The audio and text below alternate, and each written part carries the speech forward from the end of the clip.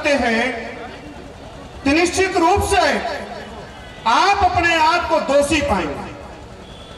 उस हालात में, जिस हालात में मेरी बैठी हुई माताओं बहनों को पढ़ने का अधिकार नहीं था, विद्यालय में जाने का अधिकार नहीं था, ऐसी हालात में उन मनवादियों के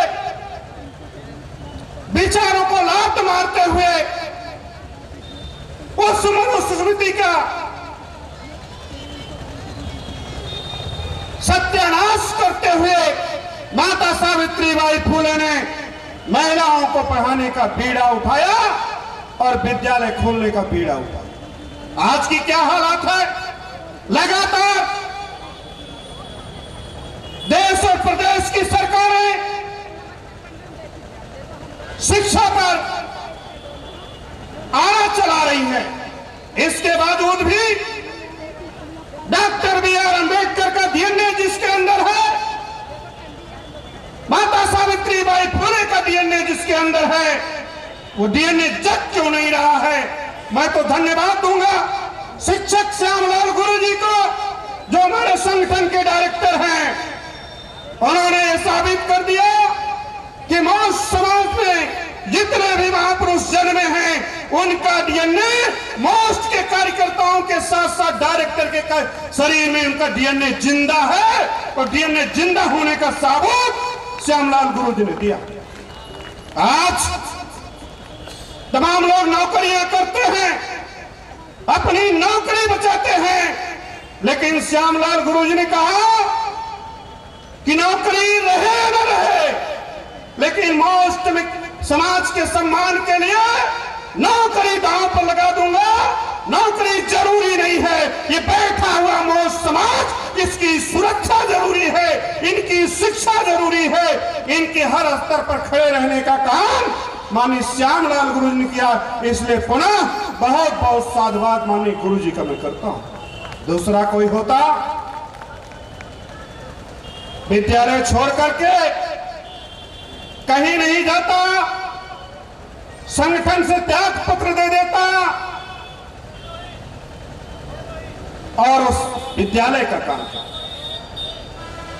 मैं धन्यवाद दूंगा रिटायर्ड नेवी अफसर माननीय राम उजागिर यादव को, मेरे सामने बगल में खड़े हुए माननीय जीशान अहमद साहब। जब इनसे पुलिस बात करती है, जब सीओ और एसडीएम बात करते हैं, तो भी थर्राते हैं कि दो शख्सियत से मैं बात कैसे करूं।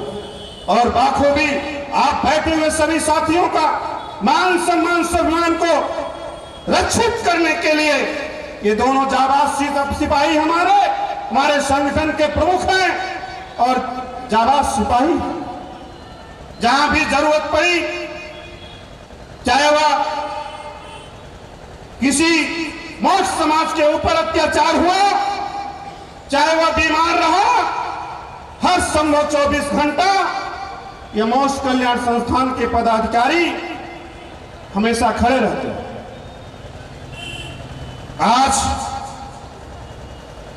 मैं इस प्रतिभा सम्मान समारोह के अवसर पर आपसे अपील करना चाहता हूं, ये तमाम जो गुटबाजी चल रही है बहुजन समाज में, इसको दरकिनार रखते हुए हम लोगों को महापुरुषों के बताए हुए रास्तों पर चलना होगा। और जो व्यक्ति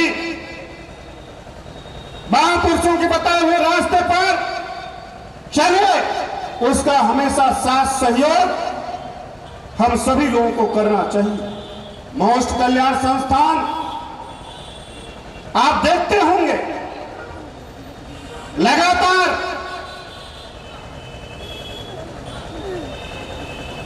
जो महापुरुषों ने एक दिशा दिया है, उस दिशा पर काम कर रहा है और लगातार हमारे पदाधिकारियों का विरोध भी हो रहा है। आप सोचिए, कहने में कोई गुरेज नहीं है। जो लोग इस भारत देश के किसी गांव के सदस्य चुनने की औकात नहीं है। आज वो झंडा बैनर लेकर के तहसीलों और जिला अधिकारी के यहाँ कार्यालयों में ज्ञापन दे रहे हैं कि ओबीसी एससी एसटी का आरक्षण समाप्त किया जाए, एससी एसटी एक्ट समाप्त किया जाए। किसकी बदौलत उनकी औकात हुई है? ये मेरे मोस्ट समाज के बदौलत, ओबीसी एससी एसटी और माइनॉरिटी के समाज के लोगों के बदौलत आज उनकी औकात हुई। मैं सोशल मीडिया पर जब देखता हूं जिनकी हैसियत गांव में सदस्य जीतने की नहीं है, आज वो भी महासागर का विरोध कर रहा है। ये जो मोस्ट है, जो माननीय कांशीराम साहब का बहुजन है, ये महासागर है। जब चाहे तब ये प्रलय कर सकता है, लेकिन सोच पैदा होनी चाहिए। और वह सोच पूरे भारत में अगर कोई पैदा कर रहा है तो मोस्ट कल्याण संस्थान। इसके अलावा दूर दूर तक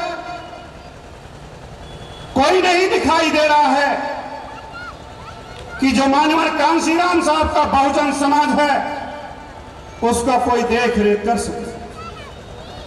मैं आपको आश्वस्त करना चाहता हूं, मोस्ट कल्याण संस्थान हर स्तर पर आपकी सुरक्षा व्यवस्था करने का काम करेगा।